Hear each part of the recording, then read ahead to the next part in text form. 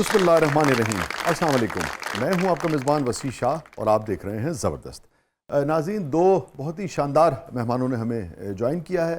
पहली जो हमारी मेहमान हैं वो एक ख़ातून है और दूसरे जो हमारे मेहमान हैं वो एक इंटरनेशनल रेसलर हैं। और जो हमारी पहली मेहमान हैं वो मारूफ फ़ैशन डिज़ाइनर हैं, बिज़नेस वूमन हैं। हमारे साथ मौजूद हैं सैम अली दादा।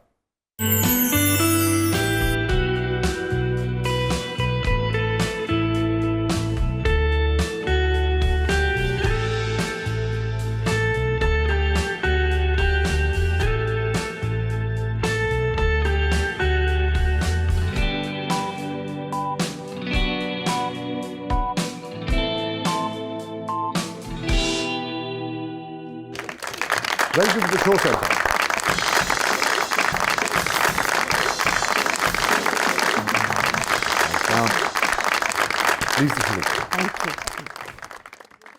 शुक्रिया।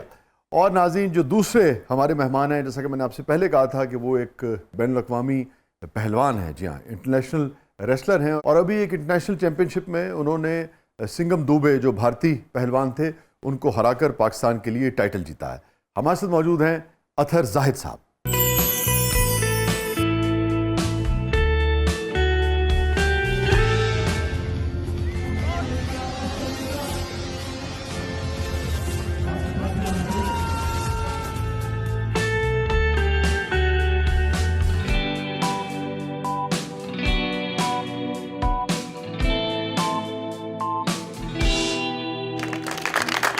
Welcome to the show Athar साहब।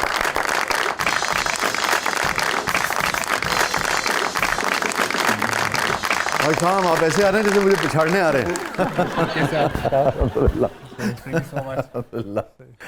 Good to see you. Good to see you too sir. है ना? Thank you for having me. नहीं नहीं, कोई दाव पेश लगाएं। डेजर्ट स्लैम वैसे मेरा फिनिशर मूव है, अगर आप ट्राई करना चाहते हैं। और 6'5" की हाइट से अगर कोई गिरता है फिर उठता भी नहीं। अच्छा। हम भी आपको जवाब में ऐसा शेर मारेंगे कि आप भी याद रखेंगे। जरूर जरूर सर। नहीं जेल से मुराद शेर आपको जनाब पेश करेंगे। जी जी, तो प्लीज तशरीफ थैंक यू रखिए। Sir. Thank you so much. Thank you for coming. Athar, आपकी तशरीफ आवरी का, सैम आपने वक्त निकाला, बहुत बहुत शुक्रिया। थैंक यू फॉर हैविंग मी।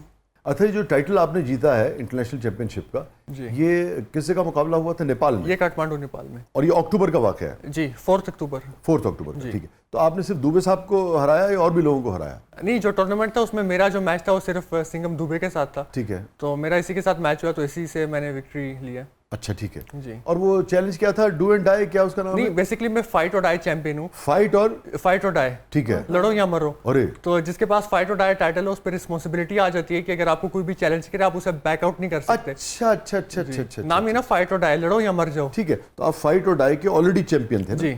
तो उन्होंने आपको चैलेंज दिया? बिल्कुल। अगर मैं वो हार जाता तो आज सिंघम साहब फाइट और डाई चैंपियन भी होते हैं और इंटरनेशनल चैंपियन भी होते हैं। अच्छा अच्छा। वो दोनों टाइटल आज इंडिया होते हैं। अच्छा अच्छा, तो दोनों टाइटल फिर पाकिस्तान के पास? जी। कैसा मुकाबला रहा? कुछ सिंघम साहब ने क्या बीच में, कितने राउंड तक चला वो? बेसिकली प्रोफेशनल रेसलिंग में राउंड्स नहीं होते। अच्छा। ये एक ही मैच होता है और ये काठमांडू नेपाल में था, तो उधर क्राउड में कोई पाकिस्तानी नहीं था। जो चैंटिंग हो रही थी वो भी सारी इंडिया इंडिया की हो रही थी।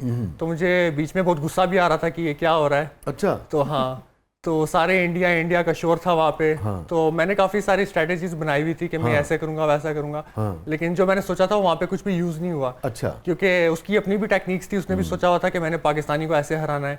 तो कई जगह पे मुझे एग्रेसिव होना पड़ा, कई जगह पे डिफेंसिव होना पड़ा। हाँ। तो फिर मैं उसको रिंग में लेके चलता रहा। मैं समझ गया कि अब ये टेक्निक यूज कर रहा है। हाँ। फिर मुझे अपना फिनिशर मारने आया, मैं वहां से हट गया। तो वहीं से मैंने उसे अपना फिनिशर डेजर्ट स्लैम पकड़ के हिट किया और मैं डेजर्ट टाइटल स्लैम? जीत गया। जी, डेजर्ट स्लैम। ये क्या है? ये बेसिकली मेरा अपना मूव है। मैं ऐसे अपोनेंट को उठा के जोर से स्लैम करता हूँ नीचे। अच्छा। तो 6'5" की हाइट से। बस तो वो फिर कोई उठ नहीं पाता। मुझे जल्दी फारिग कर। जब पास चाय पीने लगती हूँ कोई नया स्टेप आपका। तो बहुत सारे लोगों ने सैम की जो वेट है ना उसको एंजॉय कर रहा हूँ।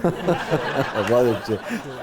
तो आपने फिर डेजर्ट स्लैम उठा लिया था उन्हें, दुबे साहब को? जी, उठा लिया था। अच्छा जी, अभी जैसे आपने वीडियो में देखा तो वो फिर उठ नहीं पाए। ये दुबे साहब वाली शॉट था?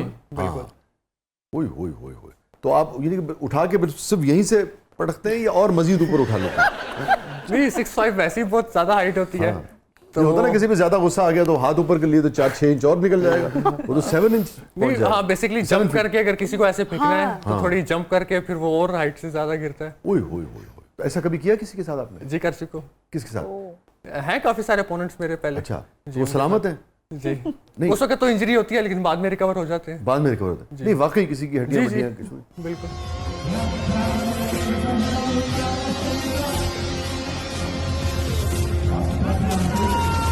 और ये फरमाइए कि सबसे ज्यादा टफ कंपटीशन किसने दिया आपको लाइफ में, मजा आया आपको कि यार टफ अभी ये रिसेंट ही था, ये दुबे साहब वाला अच्छा था? हाँ। अच्छा गुड। क्योंकि ये नेपाल में था तो जैसे मैंने आपको बताया वहाँ पे सारे इंडिया के स्पोर्टर थे, तो सबसे टफ यही था मेरा मैच अभी तक का। अच्छा, ये बहुत अच्छी बात है यार, स्पोर्ट्स से ना ये चीजें सैम सीखनी चाहिए कि स्पोर्ट्समैन जो है ना वो एक दूसरे का बड़ा रिगार्ड करते हैं, मुकाबला जरूर करते हैं, मगर मैंने देखा है कि जो अच्छा स्पोर्ट्समैन है वो अपने मुखालिफ की रिस्पेक्ट करता है और एहतराम करता है। जैसे दुबे साहब को उन्होंने हराया मगर उन्होंने कहा कि नहीं यार टफ कंपटीशन था।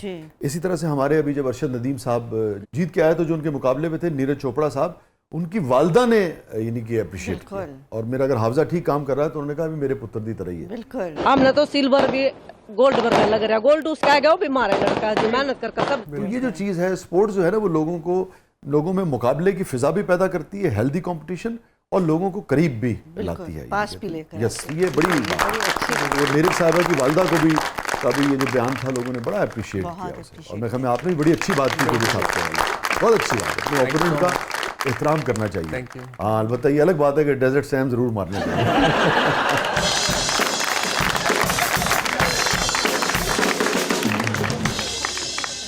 सैम भी बताइएगा कि औरत मुस्तहकम भी हो और मुआशी तौर पे मजबूत भी हो, और हुकूक हैं हमारी रिवायात के अंदर, कल्चर के अंदर, दीन के अंदर रहते हुए वो उस हवाले से भी अपने तमाम इख्तियारात जो है वो इस्तेमाल कर सके, और ये जो इनसिक्योरिटी सी पैदा होना शुरू हो जाती है कुछ हलकों में, ये ना हो और इस बात को समझ सकें। मुझे ये लगता है कि हमारे यहाँ बहुत सी ऐसी बीच में कुछ NGOs भी थी, कुछ ऑर्गेनाइजेशंस भी थी कि जो कि बेहतर तरीके से जो मैसेज था वो एक आम आदमी तक या कंज्यूमर एंड तक नहीं पहुंच सका। उन्हें ऐसा लगने लग गया कि शायद उनके जो है वो मतलब बाहर हो जाएगी बात, या कोई चीज़ ऐसी उन्हें लगी कि कोई वेस्टर्न प्रोपेगेंडा है। हालांकि इसको अगर हम आम लफ्ज़ों में भी समझाएं और उनको यही बताया जाए कि एक अच्छी तालीम हर बच्ची के लिए ज़रूरी है, और हमें अपनी बच्चियों को शादी करने से पहले उनको बेहतरीन तौर पे तालीम याफ्ता होना चाहिए, उन्हें मुकम्मल तौर पे इकनॉमिकली इंडिपेंडेंट होना चाहिए, और उसके बाद वो काम करना चाहें या ना करना चाहें वो उनके शौहर की, उनकी अपनी ज़ाती भी मर्ज़ी हो सकती है। तो शायद ये मैसेज को ज़रा स्लो तरीके से पहुँचाया जाता तो बेहतर लगता। एंड वुमेन एम्पावरमेंट का कभी भी ये मतलब नहीं रहा कि खातून जो है उसको कोई बर्तरी हासिल है, इक्वल अपॉर्चुनिटी और बराबरी भी। बर्तरी तो सिर्फ किरदार को और सलाहियत को हासिल है। जी, अगर आप मेरे से बेहतर एक बात कर सकते हैं तो उसके अंदर मुझे ये नहीं देखना है कि ये मेल जेंडर है इसलिए इसी तरह से खवातीन के वाले कमांड है उससे, उसने उस काम को सीखा है, उस काम को समझा है, उस काम में बेहतर है, उसको वो रिकग्निशन जो है वो देनी चाहिए। और हम अपनी बहुत सी, अब हमारी इंडस्ट्री चेंज भी हो रही है, हमारी चीज़ें चेंज हो रही हैं, हमारी पायलट्स हैं खवातीन हमारे बहुत से मुख्तलिफ शोबों में, और ये बेहतर चीज़ होती है। और जो सबसे अहम बात मैं ये कहना चाहूँगी कि हमारे मुल्क में, स्पेशली पाकिस्तान की मैं जब भी बात करती हूँ, इवन जो हमारा ये साउथ एशिया साइड भी है, Pakistan is doing great. Even अब मिडिल ईस्ट के अंदर हम इतनी चेंजेस देख रहे हैं कि चीज़ें बहुत जो है वो ओपन साइड पे जा रही हैं, कि इक्वल अपॉर्चुनिटीज़ दी जा रही हैं। वेस्ट की तरफ देखना और उनको हमें उसके में किसी उसमें कंपैरिजन में नहीं रहना चाहिए। और जो भी बात हो रही थी, आप ये समझती हैं कि कुछ NGOs ने जो ख़वातीन के हुकूक के हवाले से उनकी मईशत और उनका जो विरासती हक़ है और उनका शादी वगैरह के हवाले से जो दीन भी उनको हक़ देता है, उस पर बात करने के बजाय जो कोर इश्यूज़ होने चाहिए थे, जो कल्चर था और जो सकाफ़त थी, उसके ऊपर ज़्यादा बात की। और वो भी लगा ये कि उन्होंने उस कल्चर की बात की, उस कल्चर को इम्प्लीमेंट करने की बात की जो बिल्कुल वेस्टर्न कल्चर है। ये हुआ बिल्कुल। और देखिए, आप तो खुद ये बात मेरी बेहतर तौर पे समझ सकेंगे क्योंकि आपका लिखने लिखाने से ताल्लुक़ है और आप लोगों की नफ्सियात बेहतर समझ सकते हैं कि हम एक आइडेंटिटी क्राइसिस का शिकार रहे हैं। हम इस चक्कर में नहीं पड़े कि ये मुसलमान है या ये दूसरे मज़हब से किसी से, लेकिन कल्चर तो सबको जोड़ता है। कल्चर ये नहीं हो सकता है कि मैं कहूँ कि अगर मेरा कल्चर है तो मुझे उसको, चाहे उसके अंदर कुछ रसूमात डिफरेंट भी हैं, तो और दूसरा कोई कर रहा है तो उसकी एक ओपननेस, एक टॉलरेंस जो मुआशरे का एक बुनियादी मेरा ख्याल है हर शहरी का हक होना चाहिए कि उसको टॉलरेंस जो है उसकी होनी चाहिए। हम उससे दूर हटते गए और हम खुद से थोपते गए चीज़ों को, जहाँ पे मुझे ये लगता है कि चीज़ें ख़राब होना शुरू हुई। सो मेरा बेसिकली पॉइंट यही है कि हम जब ये NGOs की और डिफरेंट ऑर्गेनाइजेशंस की जितना आप इनको अपने अंदर देते हैं मौके, तो उससे बेहतर है कि वही बात हम लोग खुद अपने लोगों को बताएं कि कोई और बाहर से आके मुझे बताए। ये बड़ी अहम आपने बात की। और मेरे तो ख्याल में जो कवानीन मौजूद हैं, अगर आप ये जोर दें इस वक्त, लाजिम बात है उनमें आप बेहतरी करते रहें, आहिस्ता आहिस्ता उन पर डिस्कशन होती रहे, बहस होती रहे,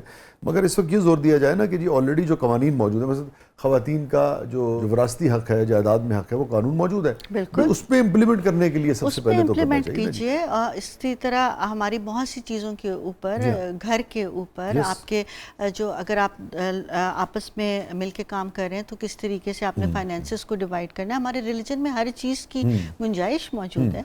और फिर जो असल बहस है फाइनेंशियल इंडिपेंडेंस के हवाले से, विरासती हक के हवाले से, कारोबार करने के हक के हवाले से, अपना प्रोफेशन का इंतखाब करने के हक के हवाले से, वो सारी बहस जो है पीछे चली जाती है। और फिर आप ये भी देखिए कि स्लोगन्स के हवाले से भी एक थोड़ी सी सेंसिटिविटी लाने की ज़रूरत है कि मैं समझती हूँ कि हमारी जितनी ऑर्गेनाइजेशंस या जितनी NGOs वुमेन डे पे मुख्तलिफ वो निकालती भी हैं, प्रोटेस्ट भी करती हैं, एक अपनी सिंबॉलिक गैदरिंग भी करती हैं, तो वहाँ पे ऐसे स्लोगन्स यूज़ करें जो सोसाइटी से रिलेट करते हो। बिल्कुल एक ऑपोजिट डायरेक्शन में जाके आप चाहेंगी कि चीज़ को समझा जाए तो वो चीज़ एक आउट ऑफ प्रोपोर्शन हो जाती है। तो अभी जो स्लोगन्स होते हैं आप उन पर आपका उन पर एतराज़ है? मुझे थोड़ा सा है कि हो सकता है कि मेरे गांव में अगर एक बच्ची देख रही है टेलीविज़न या उसका बाप देख रहा है तो शायद वो ये समझे कि अगर शहर में जाके इस टाइप के स्लोगन्स को ये फॉलो करेगी तो वो थोड़ा सा बेसिक तालीम से पीछे हटने की कोशिश करना ना शुरू कर, वो डर ना जाए। सो उनको अपनाइए, बजाय इसके कि आप ये सोचें कि रियासत से बाहर से कोई आके हमें सबक पढ़ाएगा और वो आके लोगों को बताएगा कि हमने अपने बच्चों को, अपनी बच्चियों को, उनको शादी के बारे में, अपने इश्यूज़ के बारे में समझाएं, बजाय कि हमारा कोई वेस्टर्न एजेंडा उसके अंदर है। मैं इस चीज़ के खिलाफ हूँ बेसिकली। अदरवाइज हमारे मजहब में हर चीज़ की मुझे लगता है रिलैक्सेशन मौजूद है और इजाज़त जो है बिल्कुल है, बिल्कुल है। हुजूर शादीशुदा हैं आप? नहीं। अच्छा, हमारी गुफ्तगू के बाद इन्होंने सोचा होगा कि अभी रुकी जाए। और कोई मोहब्बत वगैरह की आपने? हो जाती है कभी कभार। अच्छा, कभी कभार। हाँ जी। तो ये कितने अरसे बाद हो जाती है? नहीं ऐसे।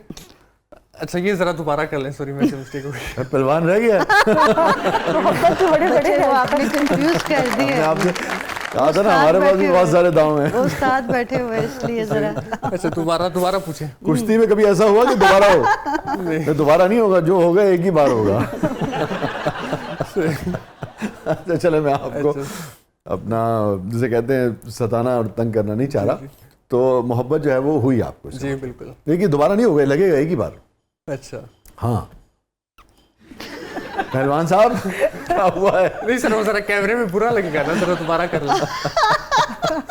आप क्यों ये भी रिंग है? नहीं मुझे ये नहीं कहना यही तो चाहिए रिंग है। कभी कभार हो जाती है। नहीं अब तो कभी अब आपने कहा, अब इसके जवाब दे। अब तो दाव देखें लग गया, अब आपने दाव खेल दिया है, अच्छा ठीक है ना? ये तो एडिट तो हो जाएगा ना। नहीं एडिट कैसे हो सकता है? मैच शुरू हो जाए, कभी आपने रेफरी से कहा कि 1 मिनट ठहर जाए, मैं पानी पी लूं फिर लड़ूंगा? ऐसा हुआ कभी? नहीं ऐसा नहीं, देखिए उन्होंने अपनी गर्लफ्रेंड को ये इंटरव्यू दिखाना है, आप थोड़ा हाथ होला रखें। अच्छा हम दोबारा पूछ लेंगे।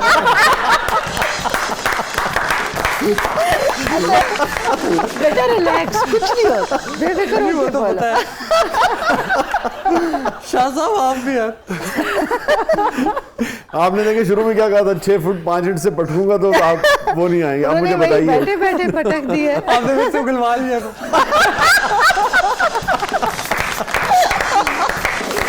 देखिए मेरा बोर्ड इस वक्त बच्चे के साथ है, आप तंग कर रहे हैं।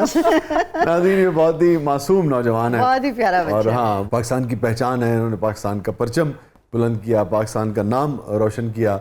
मगर आज बात है कि अपने शोबे के पहलवान है और बाकी बहुत ही मासूम और सादा से इंसान है, जो कि हमारे दाव में जनाब बुरी तरीके से वक्त जैसे कहना है तो जो हमने दाव मारा उसमें जकड़े में इस वक्त अतर साहब जो हैं, और मैं इनको निकलने दूं कि न निकलने दूं? नहीं जरूर आप निकालेंगे मुझे।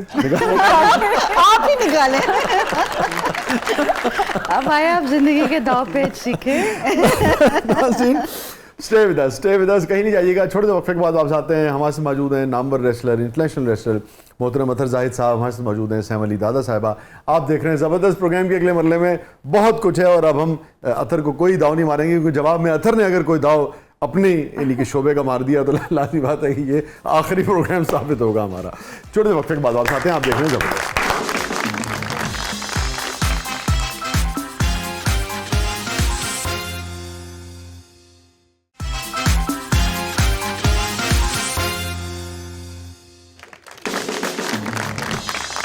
वेलकम बैक नाज़रीन। ज़बरदस्त में एक बार फिर खुश आमदीद। और बात हो रही थी मोहब्बत की असर ब्रेक पे जाने से पहले, तो मैंने आपसे सवाल ये किया था कि मोहब्बत हुई जिस पे गालिबन आप मारना कहीं चाहते थे, पहलवान को लग कहीं गई, ठीक है ना? तो जो भी आपका मौक़िफ़ है। मेरा मानना है सच्चा प्यार तो लाइफ में एक ही दफ़ा होता है और वो आखिरी बार होता है, ठीक है? तो सच्चा प्यार जो है वो आपको दोबारा नहीं हो सकता, ऐसा मेरा मानना है। हर किसी का बिलीफ अलग हो सकता है, ठीक है, मगर लोग पसंद आते रहते हैं ज़िंदगी में। जी बिल्कुल, लेकिन जो सच्चा प्यार होता है वो एक ही दफ़ा होता है। ठीक है, तो वो आपको हो चुका है या होना है? हाँ, हो चुका है। हो चुका है, अच्छा। और वो आखिरी था? जी आखिरी था। अच्छा, माशाल्लाह। चलो, मैं अब तुम बहुत ही नौजवान हो, अभी ज़िंदगी के सफ़र तय करना है आपको बहुत, तो एक शेर मैं आपको पेश करता हूँ, ये आपके काम आएगा। जी बिल्कुल। ये डेजर्ट, क्या नाम है आपके दाव का? डेजर्ट स्लैम जो है ना, वो आप कहोगे कि वसी भाई डेजर्ट स्लैम कुछ भी नहीं है। अच्छा। हाँ, मुझे इस शेर, इस दाव की ज़रूरत थी। जरूर। ठीक है, तो मेरी पहली मोहब्बत तो नहीं हो, लेकिन वाह, अब पहली तो हो गई आपकी, जी जी। वो आपका ख्याल है कि वो नहीं हो सकती, ठीक है ना? अब दोबारा भी तो ज़िंदगी आपने गुजारनी है, जी, उसको कैसे राज़ी करेंगे आप? सोचा कभी आपने? नहीं।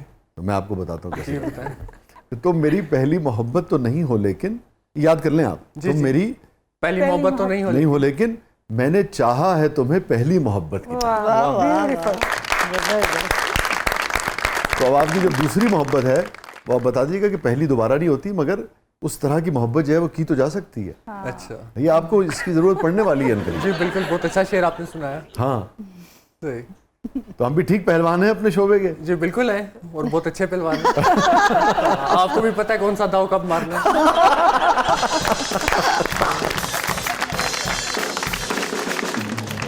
तो कभी आम जिंदगी में इत्तेफाक हुआ आपको कि किसी को पता ना हो कि भाई आप कौन हैं और आप एक रेसलर हैं, एक बहुत ही मजबूत आदमी हैं, और वो आपसे उलझ पड़ा हो जाता है कभी कभार। और मेरे टीन एज में भी इस तरह के इंसिडेंट हुए थे, और फिर एक दो पंचेस भी मैंने मार दिए थे।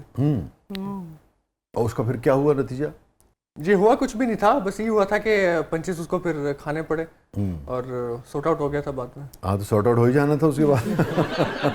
और आप वैसे सऊदी नेशनल हैं भी, है ना? जी बिल्कुल। पाकिस्तानी हैं आप, मगर सऊदी नेशनलिटी आपके पास। अच्छा, वो तो अपने स्पोर्ट्समैन के लिए बहुत जिसे कहते हैं कि क्या है, रियाल, हाँ, सऊदी रियालों की बरसात कर देते। बिल्कुल ऐसे ही है। वहाँ पे तो स्पोर्ट्समैन की बहुत रिस्पेक्ट है और उनको बहुत फाइनेंशियली सपोर्ट किया जाता है, लेकिन अनफॉर्चुनेटली पाकिस्तान में अभी तक इस तरह का कोई सिस्टम नहीं है।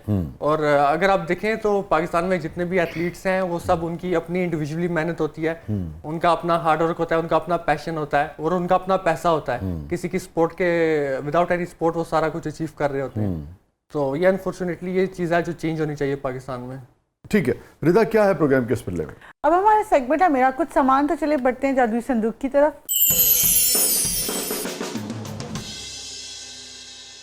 जी, तो सैम आपसे शुरू करते हैं। ओके।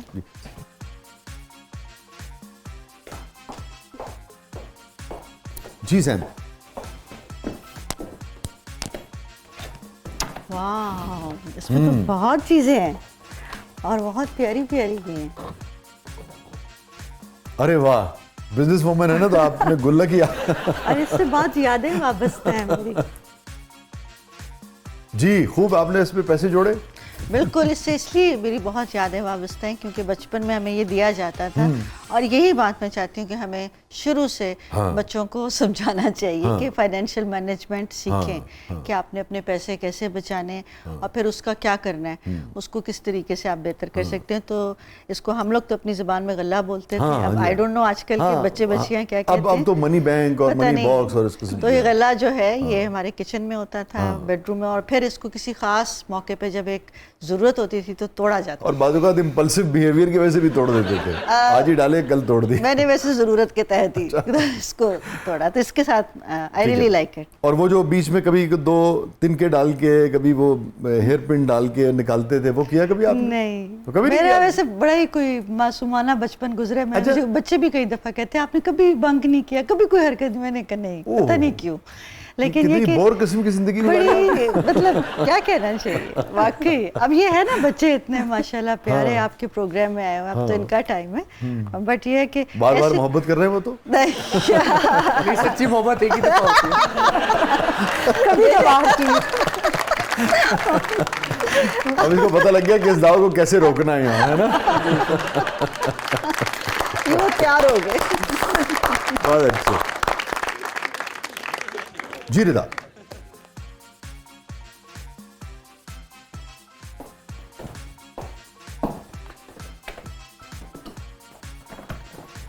इसमें तो बहुत कुछ है, हाँ अब देखते हैं कि कुछ भी ले आपकी- सकते हैं। हाँ हाँ, जो बोले सब आपका है। अच्छा, आपको तो वैसे भी कोई नहीं रोक सकता।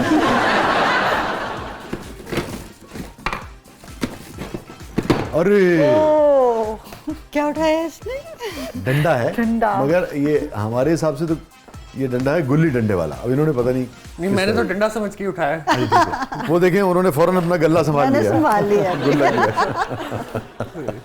उन्होंने कहा वो तोड़ने नहीं दूंगी मैं। क्या आपकी यादें हैं इससे? इसके साथ ये मारने के काम आता है, रिंग में बहुत यूज होता है। रिंग में? जी, रिंग पे? हमारे रेसलिंग रिंग में ड्यूरिंग फाइट अगर हमारा हार्डकोर मैच हो तो उसमें कोई भी वेपन अलाउड होता है, अच्छा तो ये डंडे उसमें बहुत चलते हैं अच्छा रेसलिंग अच्छा अच्छा अच्छा अच्छा अच्छा अच्छा। उसको क्या कहते हैं आप? फ्री स्टाइल में। प्रोफेशनल रेसलिंग प्रोफेशनल रेसलिंग कहते जी। हैं? तो आपने वक़्त डंडे यूज किए हैं? बिल्कुल किए हैं। अभी जो हमारे नेपाल में फाइट हुई थी इसमें भी ये यूज हुए थे। दुबे साहब के साथ? जी बिल्कुल। वाकई? जी हाँ। अच्छा अच्छा अच्छा अच्छा अच्छा। तो डंडे कहाँ रखे होते हैं? रिंग से बाहर या नहीं, वहीं रिंग के नीचे होते हैं। रिंग के वहीं पास मौजूद सिर्फ है? डंडे नहीं, और भी काफी चीजें होती हैं। मसलन? डस्टबिन होती है स्टील की, चेयर्स होती हैं। अच्छा, वो आप मार सकते हैं? जी। अच्छा अच्छा अच्छा तो अच्छा। हमारा बेसिकली मैच ही हार्डकोर मैच था ना, हाँ, कि हाँ, हर किस्म का वेपन अलाउड है। हाँ हाँ हाँ। तो इसका इस्तेमाल हुआ था उस दिन? जी बिल्कुल हुआ था। अच्छा, मसलन क्या क्या चला था उस दिन? स्टिक चली थी, चेयर्स चली थी। हाँ मेरा जो फाइट और टाइटल है वो स्टील का है, वो चला था। हाँ हाँ हाँ। तो इस तरह के काफी वेपन यूज हुए थे। ओए होए होए होए होए। तो आप भी जख्मी हुए या दुबे साहब जख्मी हुए? दोनों ही हुए थे। उस टाइम मुझे 1 वीक लगा रिकवर होने के लिए। ओए होए होए। और इसमें सर्वर भी फाड़ देते हैं या ख्याल करते हैं कि सर पे ना मारें? बेसिकली ये हार्डकोर मैच था, तो इसमें कोई रूल्स नहीं थे। तो मैच से पहले हमारे कॉन्ट्रैक्ट भी हुए थे कि अगर कुछ भी होता है तो अपनी रिस्पॉन्सिबिलिटी होगी। तो अलाउ था, लेकिन हमने किया नहीं है। अच्छा, एहतियात करते हैं। जी। सर्वे पे आप लोग अवॉइड करते हैं या मार देते ये हैं? डिपेंड करता है कि मैच क्या है, मैच की कैटेगरी क्या है। अच्छा। अगर तो टिपिकल मैच है तो उसमें सर्व में नहीं मार सकते, सेफ्टी है। का ख्याल रखा जाता है। अगर हार्डकोर मैच है तो उसमें सब कुछ लीगल होता है। तो ये तो हार्डकोर था ना? जी, हार्डकोर था। अच्छा अच्छा अच्छा अच्छा अच्छा। अच्छा, ये बताइए कि ये जो कुर्सियां चलाते हैं, डस्टबिन चलाते हैं, इसके बारे में बहुत सारे लोगों का आज भी ख्याल है कि यार ये नूरा कुश्ती होती है, दिखावे की होती है, सही नहीं मारते। ये दुरुस्त है बात? बेसिकली ये सारी टेक्निक की गेम है। तो ये है कि जो भी आप देख रहे होते हैं रिंग में, सब कुछ हो रहा होता है एक्चुअल में। तो अगर इतना इजी होता तो आज हर कोई रेसलर बना होता। हाँ। तो ये बिल्कुल भी इजी स्पोर्ट नहीं है, वो one of the toughest sport है। तो जो रिंग में होता है उसी को पता होता है कि क्या हो रहा है। बाहर से देखना और एक्चुअल में रिंग में होना बहुत फर्क है। फर्क है। जी। तो ये नूरा कुश्ती नहीं होती? नहीं, ऐसा कुछ नूरा नहीं कुश्ती समझते हैं ना आप? किसे जी, कहते हैं? आम पब्लिक किसे कहती है? जी। किसे कहती है नूरा कुश्ती? आजकल तो सियासत को कह रही है। वाह बच्चे यार, ये इस पे ताली बजाते हमारा तो ख्याल था आपने सारी जिंदगी सऊदीया में गुजारी है, तो यहाँ की टर्मिनोलॉजीज और सियासत से आप आगाह नहीं है, मगर नहीं, सब कुछ इन्फॉर्मेशन आप तो होती है। नूरा कुश्ती कह के आपने तो चित कर दिया सबको। हमारे साथ बहुत ही टैलेंटेड, बैक वक्त टैलेंटेड भी हैं, बैक वक्त मजबूत भी हैं, बैक वक्त ज़हीन भी हैं और मासूम भी हैं और सादा भी हैं। और इनका कहना है कि एक ही मोहब्बत की है इन्होंने और वो आखिरी मोहब्बत थी। ऐसी है? बिल्कुल ऐसी है। तो वैसे दोबारा कभी होगी नहीं अब? आई डोंट नो, लेकिन ऐसा मेरा मानना है। अब हर किसी के बिलीव डिफरेंट हो सकते हैं। हाँ, लेकिन ऐसा मैं समझता हूँ कि सच्चा प्यार जो है वो तो लाइफ में एक ही दफा एक ही तो दोबारा अगर हुआ तो फिर क्या सोचेंगे पिछले वाले के बारे में? होता है। ये फिर तभी पता चलेगा। गुड। चलो, आज इसने ऑप्शन तो अपनी ओपन किया। हमारे साथ मौजूद हैं अतर जाहिद साहब, हमारे साथ मौजूद हैं सैम अली दादा साहिबा। कहीं नहीं जाइएगा, छोटे से वक्फे के बाद वापस आते हैं। प्रोग्राम के अगले मरले में आपके लिए बहुत कुछ है। आप देख रहे हैं जबरदस्त।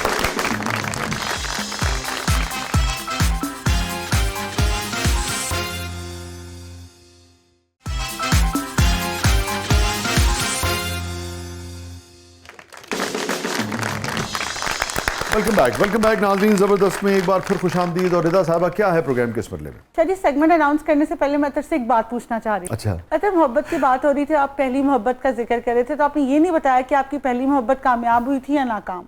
अब मैं इसका क्या जवाब दूं? मैं एक प्रोफेशनल रेसलर हूँ। नहीं यार, रेसलर का मोहब्बत नाकाम हुई या नाकाम हुई इससे क्या ताल्लुक है? वो कुश्ती थोड़ी करनी है, मोहब्बत करनी है यार। बेसिकली रेसलर का ज्यादा टाइम रिंग में ही गुजरता है। हाँ। मारपीट में, एग्रेशन में, गुस्से में। हाँ, तो इसलिए जरा मोहब्बत की तरफ अब रेसलर इसके बारे में। वो तो रिदा तो सादा सा सवाल पूछ रही है कि मोहब्बत नाकाम हुई कामयाब हुई। कामयाब इसे क्यों नहीं बता रहे आप, कामयाब हुई या नाकाम? मतलब आप जानना चाहती हैं? जी बिल्कुल। नाकाम हुई। ओके। अल्लाह ताला आपको कामयाबी दे और आप इस मैदान में भी इंशाल्लाह जी इंशाल्लाह कामयाब हो। सही।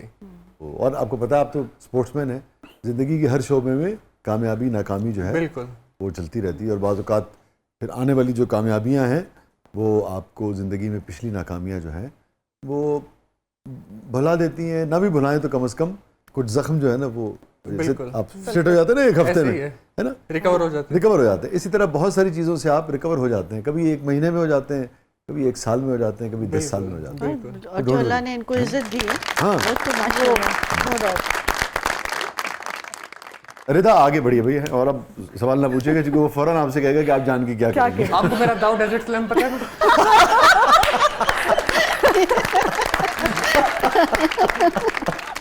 देखा, मोहब्बत में भी आपने ये दौड़ लगाई। लगता है आप ट्राई करना चाहती हैं। नहीं, मैं बिल्कुल नहीं ट्राई करना चाह रही थी। हम बढ़ते अपने सेगमेंट की तरफ। और हमारे सेगमेंट है देखिए, इतना ज्यादा आदमी है, मेरे ख्याल में इसको गुस्सा आएगा तो ये नहीं देखेगा कि खातून है, हाँ, ये डंडा पास ही डायरेक्ट स्वयं लगा देना। ये देखिए, उसने डंडा भी देख लिया। जी रिदा, अब हमारा सेगमेंट है जबरदस्त पब्लिक सब जानती है, तो ये देखते हैं पब्लिक आपसे क्या जानना चाहती है।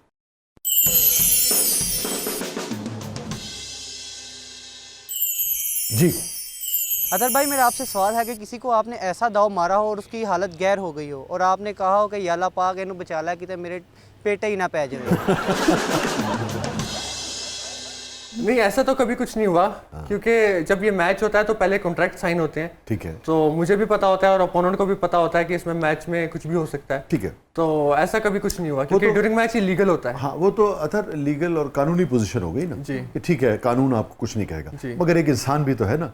इंसान किसी भी सूरत में खेल में भी अपने ओपोनेंट को दुनिया से जाता तो नहीं। आपने देखा होगा बाउंसर मारते हैं, बिल्कुल। वो तो बाउंसर मारने के बाद खुद बॉलर परेशान होकर सबसे पहले बैट्समैन की तरफ जाता है कि यार कितनी ज्यादा तो नहीं बाजेगी।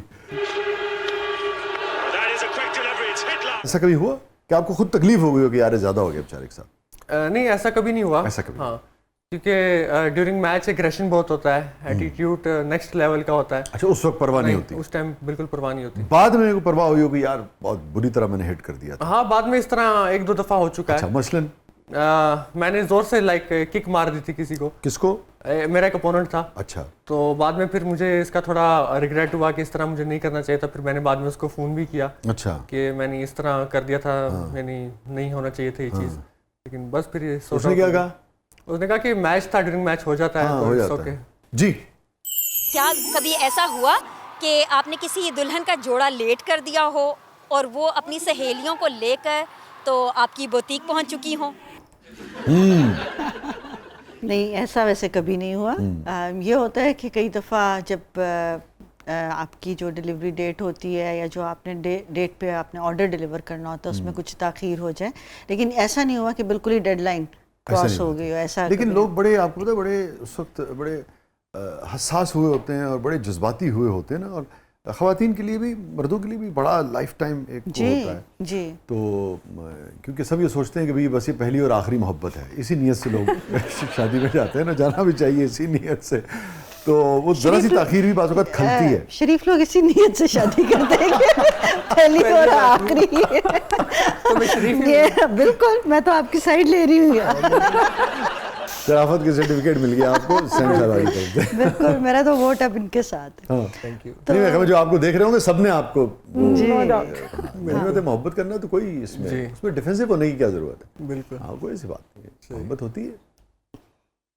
जी, मेरा अतर साहब से सवाल है कि जारा, नोकी और गामा पहलवान, इनमें से किसी के साथ आपका जोड़ पड़ता तो कैसा होता?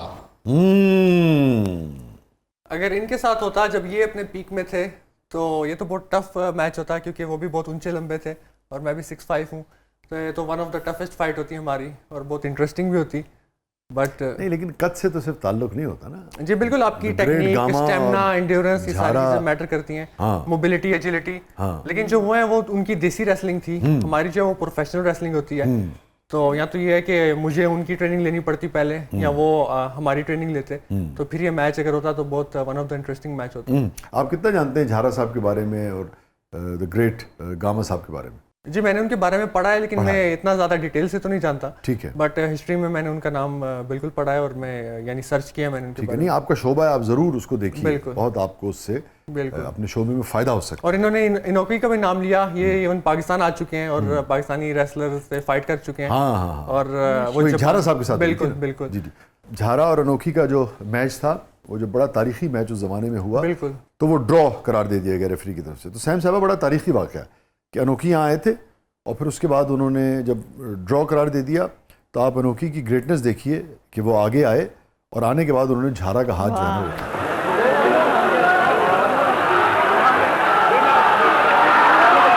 ये होता है स्पोर्ट्समैन, बड़ा आदमी, sportsman बड़ा रेसलर, बड़ा स्पोर्ट्समैन। जी किसी कस्टमर ने इतनी दफ़ा आपसे ड्रेस चेंज करवाया कि आपको कहना पड़ जाए कि मेरे से डबल पेमेंट ले लो, भाई मेरी जान छोड़ दो। ये वैसे वाकई हुआ है कि मुझे कहना पड़ा कि इसको पैसे दे के इज्जत से निकले यहाँ से, इससे पहले कि जो है, क्योंकि इतने लोग आप जानते होते हैं, कई दफ़ा कॉमन सर्कल्स भी होते हैं, हाँ। और दोस्ती भी ख़राब हो और अगला बात समझ नहीं पा रहा है, आप उसको कुछ और समझा रहे हैं। और कई दफ़ा आपको, जिस तरह हम बिजनेस में कहते हैं कि रूल होता है कि आप क्लाइंट को ये कह नहीं सकते कि आप गलत, हाँ, यू कैन नॉट से, Customer is always आपको right, अकल नहीं आ रही है, आपको आपने यही लिखवाया था, आपने यही बात की थी, अब आप कह रहे हैं कि ये नहीं कहा था मैंने। तो वो उससे फाइट करने का या आर्गूमेंट करने का, तो मेरा जो स्टाफ है वो कई दफ़ा बड़ा सेंसिटिव हो जाता है कि नहीं आप तो मतलब इस तरह से तो बिजनेस नहीं होता, आप उनको कहें कि कैंसिल हो गया ऑर्डर और ये दोबारा होगा सारा कुछ। सो मैंने कहा कि इसको जो देना दिला के ऊपर से दे के कुछ फारिग सुकून करके, चाहिए मुझे सुकून चाहिए, ना यहाँ पे रोज की लड़ाई और ना कोई आर्गूमेंट। और हम कब तक किसी को टीच कर सकते हैं कि ये ठीक है, ये बहुत मुश्किल है, ये बड़ा मुश्किल काम है। जी। मेरा सवाल अतर भाई से है कि सर अगर आपकी फ़ाइट जॉन सीना से करवा दी जाए, आप उसे सीना ठोक के पछाड़ देंगे या जॉन भाई कह के गले लगा लेंगे? बेसिकली जॉन सीना के तो हम सब फैन हैं, मैं उन्हीं को देख के बड़ा हुआ हूँ। और अनफॉर्चुनेटली जॉन सीना का अभी 2025 में वो रिटायर हो रहे हैं, उन्होंने रिटायरमेंट अनाउंस कर दिया है। तो जो भी उनके भी मैचेस चलेंगे वो आखिरी मैचेस होंगे। अच्छा। जी हाँ बिल्कुल। और अगर हमारी फाइट होती है आपस में तो जरूर मैं फाइट करूंगा और आप सबको प्राउड करूंगा। तो रेसलिंग में ये नहीं होता कि कोई अगर फाइट होनी हो तो एक दूसरे को गले लगा ले। हाँ, मैच के बाद ये होता है कि एक दूसरे को गले लगाना, उससे पहले तो एग्रेशन है। बिल्कुल, उससे पहले एग्रेशन होता है और ये होता है कि बस एक दूसरे को मारना है। तो बिल्कुल ये भी अगर जॉन सीना से भी फाइट हो तो बहुत इंटरेस्टिंग फाइट होगी। वाह, वेरी गुड। और वैसे आपकी मुलाकात हुई उनसे? नहीं, उनसे नहीं हुई। उनसे नहीं हुई। आपका फेवरेट रेसलर कौन है? जी मेरा favourite all time Shawn Michael है और उन्हीं को देख के मैं बड़ा हुआ हूँ। और उनका लार्जर देन लाइफ वो थे और उनकी पर्सनैलिटी, उनका करिश्मा, उनका ऑरा एक डिफरेंट लेवल का था। इवन मेरे स्कूल में मैं अपने टेबल पे भी शॉन माइकल का नाम लिखता होता था और मेरे से टीचर्स पूछती थी कि ये कौन है Shawn Michael, who the hell is Shawn Michael. तो मुझे इस तरह कहा जाता था। तो लेकिन मेरे माइंड में हर टाइम शॉन माइकल ही चल रहे होते थे। तो मुझे बहुत क्रेज था उन जैसा बनने का, उन जैसा परफॉर्म करने का। तो Shawn Michael all time favourite.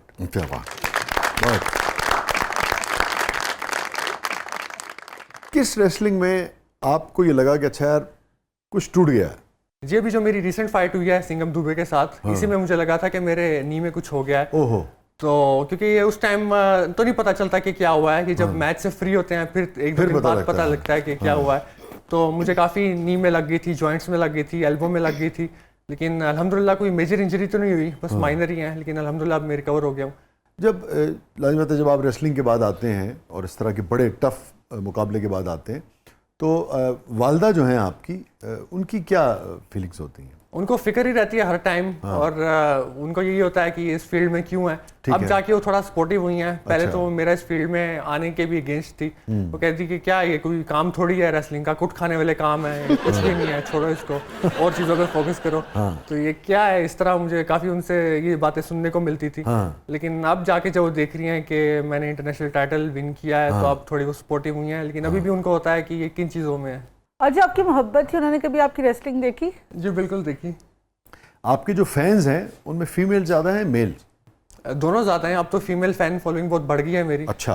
अब तो मुझे बहुत अजीब मैसेजेस भी आते हैं कि आप बहुत गुड लुकिंग हैं, आप बहुत हैंडसम हैं, आप रेसलिंग के अलावा मॉडलिंग में क्यों नहीं आते, आप एक्टिंग में क्यों नहीं जाते।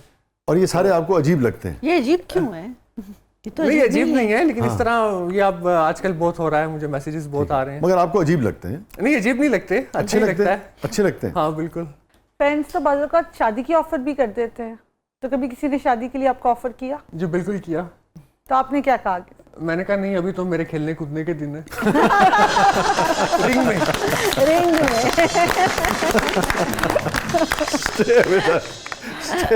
नाज़रीन, छोटे से वक्फे के बाद वापस आते हैं। हमारे से मौजूद है अतर ज़ाहिद साहब, हमारे से मौजूद है मोहतरमा सैम अली दादा साहब। आप देख रहे हैं ज़बरदस्त प्रोग्राम के अगले मरले में आपके लिए बहुत कुछ।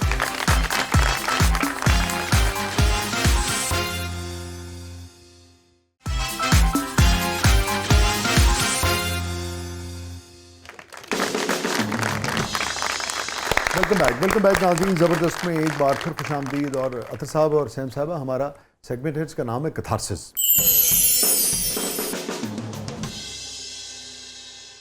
Sam, any regret in life? बिल्कुल, एक मुझे ज़रूर रिग्रेट है कि मैं अपनी ग्रैंड मदर से बहुत अटैच थी। और आपको पता है जब आप बड़े हो जाते हैं, आप अपने कामों में लग जाते हैं, फिर शादियां हो जाती हैं, आप बिज़ी हो जाते हैं, आप टाइम उस तरह से नहीं देख सकते।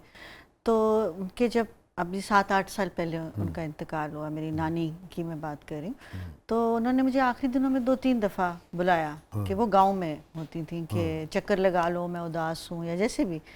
तो मैं हर दफ़ा ये कहती थी कि अभी ज़रा संडे को आती हूँ। फिर कभी मैंने कह देना अभी वो बच्चों के कोई एग्ज़ाम्स हो रहे हैं, कोई काम चल रहा है या कुछ, तो मैं नेक्स्ट वीकेंड पे ट्राई करती हूँ। मतलब आपको पता ही है जिस तरह आप लाइफ में बिज़ी हो जाते हैं। तो उनका इंतकाल हो गया और मुझे वो रिग्रेट हमेशा लाइफ में रहता है कि अगर आखिरी जो दिनों में 2-3 दफ़ा मुझे कॉल भी की, फ़ोन पे बात भी की, तो मुझे चले जाना चाहिए था। और अब मैं यही कहना चाहूँगी आपके तवज्जुद से कि अपने बड़ों को टाइम देना चाहिए। बिज़ी तो हम सभी होते हैं, लेकिन ये फिर आपको बाद में जब रिग्रेट्स होते हैं कि आप अपने, मतलब ये मुझे कभी भी, मैं इस चीज़ पे अपने आप को कभी भी नहीं कर सकती कि ये मैंने कैसे, मतलब I could easily do that. आप, और काम तो कभी ख़त्म नहीं होते। उन्हें रहमत फरमाए और आमीन जी, सब्र जमील अता फरमाए। आमीन। और अतर, एनी रिग्रेट इन लाइफ? अगर कोई मुझसे पूछे अगर आपको दोबारा मौका मिले लाइफ गुजारने का, तब भी मैं ये कहूँगा कि मैं ऐसी लाइफ गुजारना चाहूँगा क्योंकि मुझे कोई रिग्रेट नहीं है और मैंने हमेशा अपनी लाइफ को एंजॉय किया है। जिसे कहते हैं बी इन द प्रेजेंट, में हमेशा प्रेजेंट में रहूँ, तो इस तरह का कोई रिग्रेट नहीं है अल्हम्दुलिल्लाह। और वही मोहब्बत करना चाहेंगे जो पहले आपने की थी? हाँ वही। वाह माशाल्लाह। और उसी तरह नाकाम होना चाहेंगे उसमें? नहीं, बिल्कुल भी नहीं। इस मरतबा कामयाब होना चाहिए। जी बिल्कुल। अच्छा अतर, आप एक रेसलर हैं। एग्रेशन और कंट्रोल, ये बैक वक्त दो चीज़ें आपकी रेसलर की शख्सियत का हिस्सा होती है ना? बिल्कुल। उसको पता होता है एग्रेशन करना है मुझे, और उसको पता होता है कि मुझे कहाँ कंट्रोल करना है। बिल्कुल। ठीक है, एक बड़ा अजीब कॉम्बिनेशन है ना ये। बिल्कुल। कि ताकत है, मगर उस ताकत को कैसे इस्तेमाल करना है, कितना इस्तेमाल करना है। बिल्कुल। इस मोहब्बत की नाकामी ने क्या कुछ दिया, क्या तब्दीली वाक़या की, क्या तब्दीली आपके अंदर वाक़या हुई, क्या सीखा अतर ने उससे? I think lots of patience. और जो चीज़ आप हार्ट ब्रेक से सीखते हैं वो किसी और चीज़ से नहीं। और मेरा मानना है कि हार्ट ब्रेक बहुत फैंटास्टिक चीज़ है। अगर जिसको भी हार्ट ब्रेक हो, आप उसे सक्सीड होने के लिए हार्ट ब्रेक ज़रूरी है। आप मेरा फलसफी पहलवान है। बिल्कुल। तो अगर आपको लाइफ में कुछ अचीव करना है बड़े मुकाम पे, तो हार्ट ब्रेक ज़रूरी है। तो जिसका भी हार्ट ब्रेक है वो अपने आप को लकी समझें और आप लाइफ में ज़रूर कुछ बड़ा अचीव करेंगे। तो आपने कभी उनसे कहा जिसने दिल तोड़ा कि भाई देखो, दिल तो टूट गया मगर मैंने उस दिल टूटने की वजह से इतना कुछ अचीव किया, सो तुम्हारा शुक्रिया? नहीं कहा। अभी कह देना, मौका है। वो मेरे प्रोड्यूसर साहब कह रहे हैं तुमने दिल तोड़ा, मैंने कईयों के मुंह तोड़ दिया।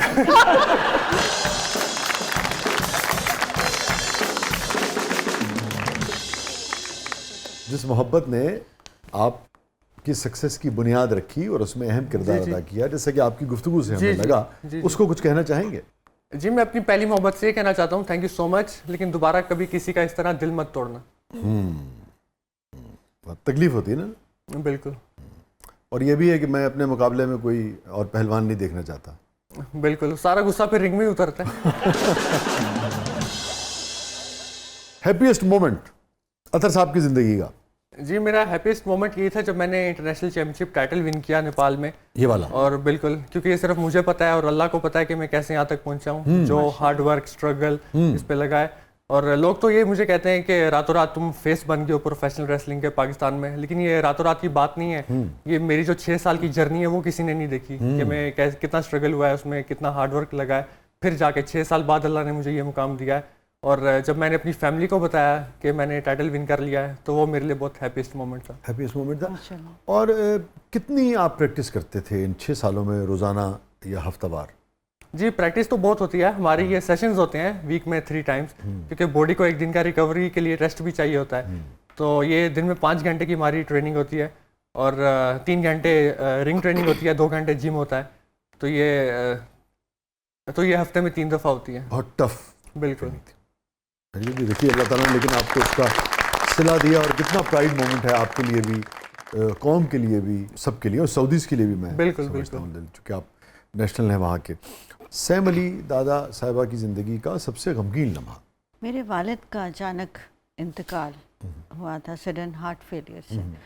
और मैं उस वक़्त क्लास 8th में थी, और वो बिल्कुल ऐसे था कि वो ड्राइव करके एक जगह से दूसरी जगह जा रहे हैं और डेथ हो गई।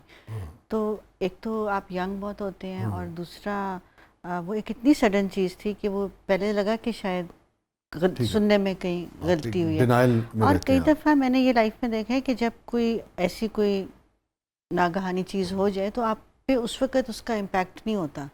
ज़िंदगी में बाद में आहिस्ता आहिस्ता आहिस्ता आपको फिर रियलाइजेशन होना शुरू होती है कि आपका नुकसान क्या हुआ है। आपको मतलब वो नुकसान मेरे लिए, और मैं आपको सही बताऊं तो मैं मेंटली अभी भी कई दफ़ा सोचती हूँ कि मैं उस एज स्लॉट से ऊपर नहीं आ सकी मेंटली। ज़िंदगी वहीं रुक गई। हाँ, मेरी मेंटली ज़िंदगी जो है वो उसी एज ब्रैकेट में, जो आप कह लें हाई स्कूल की, मुझे कई दफ़ा अपना आप लगता है कि मैं उतनी संजीदगी नहीं दिखा रही, या मैं चीज़ को उतनी डेप्थ में नहीं, और इतने साल गुजर गए क्योंकि वो जो एक सिक्योरिटी का एक फीलिंग थी या वो सब कुछ था, वो उसके साथ वहीं पे शायद मैंने अपने आप को करने के लिए, सिक्योर करने के लिए अपने आप को उसी लम्हे में कैद करके रख लिया है कि this is me, I can not relate my self 1 day more than that. तो ये मतलब इसको आप ये भी कह सकते हैं कि गमगीन तरीन मरहला था, और इससे निमटने के लिए मैंने एक बड़ी अजीबोगरीब टेक्निक मुझे लगता है कि ये रखी कि मैंने अपने आप को ज़हनी तौर पे ग्रो ही उस तरह से नहीं होने दिया कि मैं उसमें से बाहर आ सकूं। मुझे अभी भी ये लगता है कि मेरे इर्द गिर्द वो प्रोटेक्शन मैं उसी एज मेंटली उसी एज के अंदर अपने आप को मैंने किया।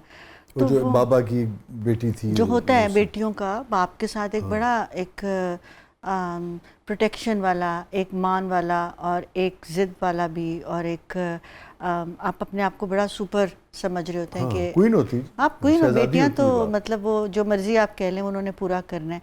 सो वो जब एकदम से चीज़ ख़त्म हुई तो मुझे बड़ा टाइम ये लगा कि ये है क्या, मतलब ये हो क्या गया है। और फिर उसको करने के लिए मैंने अपने आप को, मुझे लगा कि मैं मेंटली अभी तक मुझे लगता है कि मैं उसी एक टाइम स्लॉट कह लें अगर आप, तो मैं उसमें हूँ। बट वो चीज़ मुझे लगता है कि मेरी लाइफ का एक सबसे बड़ा मुझे देखिए जो पूरी आपने बात की उससे मुझे 2 शेर याद आ गए कि रद्दी की तरह दिल में पड़े रहते हैं सब गम, रद्दी की तरह दिल में पड़े रहते हैं सब गम, पर दर्द तेरे ऊपरी खाने में लगे हैं। रद्दी की तरह दिल में पड़े रहते हैं सब गम, पर दर्द तेरे ऊपरी खाने में लगे हैं।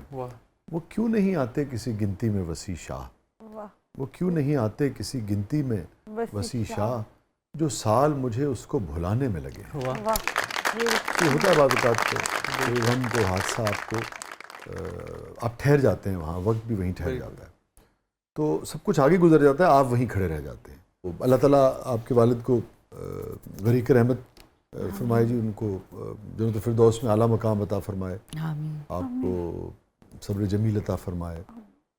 Very sad. मेमोरेबल मोमेंट अतर साहब? जी, सबसे ज़्यादा ये भी जो मैंने रिसेंट टाइटल विन किया, ठीक है, इसी ने आपको सबसे ज़्यादा खुशी भी दी। जी बिल्कुल, और यही सबसे ज़्यादा आपके लिए मेमोरेबल भी है। कौन सी चीज़ लाइफ में मुड़ के देखो डिलीट करना चाहोगे, काश ये वाक़या, ये चीज़, ये हादसा, ये मामला ज़िंदगी से डिलीट हो जाए? आई थिंक मैंने इस चीज़ में काफ़ी टाइम वेस्ट किया है। जो लोग इस तरह पाकिस्तान में एक दूसरे का टाइम वेस्ट करते हैं, किसी को झूठी होप देना या बोलना कि हाँ मैं हूँ, लेकिन ज़रूरत के टाइम पे, ज़रूरत पड़ने पे कोई काम नहीं आता। तो इस भरोसे पे नहीं रहना चाहिए। जो आप कर सकते हैं वो अपने बलबूते पे ही आपको करना है और अपने टाइम की वैल्यू करनी चाहिए। तो वो जो अरसा आपका लोगों की उम्मीद बंधाने की वजह से ज़ाया हुआ, आप समझते हैं कि वो उसको आप डिलीट करना चाहेंगे? हाँ, आई थिंक ये जो फेक फ्रेंड्स थे, अच्छा, तो ये चीज़ मैं डिलीट करना चाहूँगा। ये लाइफ में नहीं होनी चाहिए। और क्या आपको वो उम्मीद दिलाते थे? उम्मीद इन द सेंस कि इस तरह के मैं तेरा भाई तू मेरा भाई, लेकिन एक्चुअल में इस तरह कुछ भी नहीं होता। कोई किसी के लिए कुछ नहीं करता। अच्छा, तो जो है आपको खुद अपने लिए ही करना है। और आपकी एक्सपेक्टेशंस क्या थी उन भाइयों से? एक्सपेक्टेशंस ये थी कि अगर कोई भाई कहता है तो फिर भाई बन के दिखाए। तो क्योंकि मैं फ्रेंडशिप और ब्रदरहुड की बहुत वैल्यू करता हूँ, जो सामने से मुझे कभी मिली नहीं। आपको ये मायूसी क्यों हुई, किस वजह से हुई? कोई वाकया, कोई इंसिडेंट, क्या वजह थी? जी, मायूसी इसलिए हुई क्योंकि मेरे साथ बहुत सारी रेसलिंग में अपॉर्चुनिटीज़ का प्रॉमिस किया गया था। लेकिन जब वक्त आया तो उसमें से कुछ भी फुलफिल नहीं हुआ। तो ये मुझे चीज़ बहुत हर्ट की। ओहो, और ये आप पाकिस्तान में कह रहे हैं, सऊदीया में? नहीं, ये पाकिस्तान में। ओके, सरकारी सतह पे या निजी सतह पे? नहीं, प्राइवेट। प्राइवेट। जी। ओह, वेरी सैड यार। क्योंकि पाकिस्तान में पॉलिटिक्स बहुत है इन चीज़ों में, हर चीज़ में। तो एक ये चीज़, इस चीज़ का मैं शिकार हुआ हूँ यहाँ पे। मगर आप देखिए ना, फिर भी जब आप मेहनत करते हैं, अल्लाह ने मुझे दूसरी तरफ से इतनी इज्जत दे दी। देखिए ना, कोई बात नहीं। अतर, किसी को कुछ कहना चाहेंगे? आप स्टार हैं, इंटरनेशनल स्टार हैं और पाकिस्तान का फ़ख्र हैं। कोई भी बात नौजवानों को, किसी भी शख्स से आप कुछ कहना चाहें तो आप हैं और कैमरा है। जी बिल्कुल, मैं ये कहना चाहता हूँ कि अपने टाइम की वैल्यू करें। आज जो आपकी उम्र है और आपकी आज उम्र में जो एनर्जी है, कुछ सालों बाद ये नहीं होगी और कुछ सालों बाद आपको रिग्रेट होगा कि आपने इन चीज़ों में टाइम वेस्ट किया। तो टाइम बहुत प्रीशियस चीज़ है। अभी आपको एहसास नहीं हो रहा होगा कि जो सोशल मीडिया में और फालतू चीज़ों में लोग अपना टाइम वेस्ट करते हैं। तो अपने टाइम की वैल्यू करें और अपने कंट्री को प्राउड करें। और ये कहना चाहता हूँ कि ड्रग्स से दूर रहें। आजकल जो यूथ है वो बहुत सारी ड्रग्स में है। तो मेरा यही मैसेज होता है कि अगर आप यूथ हैं, अगर आप जवान हैं, जवानी खुद एक बहुत बड़ा नशा है। जवानी से बड़ा कोई नशा है ही नहीं। तो अगर आपको नशा करना है, आप सक्सेस का नशा करें। और अगर आपको एक दफा सक्सेस का नशा लग गया तो आप कोई और नशा करेंगे। आप तो बॉलीवुड की फिल्म भी लिख सकते हैं। Very good, very good. और अगले किस टाइटल पे नजर है अतर की? अगले भी काफी सारे टाइटल हैं, काफी सारे टूर्नामेंट्स आ रहे हैं जो वर्ल्ड वाइड है। Malaysia, Vietnam, Thailand, America. Very good. तो इंशाल्लाह मैं इसी तरह टाइटल जीत के आप सबको प्राउड करता रहूंगा इंशाल्लाह। और हम आपके लिए दुआ करते रहेंगे और यहाँ भी हमेशा आपका इस्तकबाल करते रहेंगे। Thank you so much. Thank you Athar, आप आए, बहुत अच्छा लगा हमें। थैंक यू, मुझे भी thank you. Thank you so much, बहुत बहुत शुक्रिया सैम साहब, आप तशरीफ लाई, बहुत अच्छा लगा। Thank you. नाज़रीन, ये था आज का ज़बरदस्त। और सैम साहबा से भी यकीनन मर्द ज़न जो हैं सब ने कुछ ना कुछ सीखा होगा। और अतर से मैं समझता हूँ हमारी यूथ ने बहुत कुछ सीखा होगा कि आप अपने शोबे में कितनी तरक्की कर जाएं और कितने एक्सपर्ट होते चले जाएं, मगर आपको अपनी मासूमियत को नहीं खोना चाहिए। आपको इनसे बात करते हुए महसूस ही नहीं हुआ होगा कि आप एक इंटरनेशनल रेसलर से बात कर रहे हैं। वो जब रिंग में जाते हैं तो एग्रेशन होता है, मगर जब बात करते हैं तो दिल से बात करते हैं और बिल्कुल एक सादा इंसान जो है वो हमारे सामने निकल के आया। अगेन बहुत बहुत शुक्रिया अतर, बहुत अच्छा लगा आपसे मिलकर। आपकी कामयाबी के लिए बहुत सारी दुआएं। Thank you so much. Thank you, बहुत शुक्रिया सैम। नाज़रीन, ये था आज का ज़बरदस्त। अपने फीडबैक से हमें आगाह कीजिएगा। अगेन मैं फिर ये कहूँगा कि कितनी ही कामयाबी क्यों ना आपको मिल जाए, बड़े लेवल की, इंटरनेशनल लेवल की, मगर अतर की तरह अपने अंदर की जो सादगी है और मासूमियत है उसको मरने नहीं देना चाहिए। इजाज़त दीजिए, अल्लाह हाफ़िज़।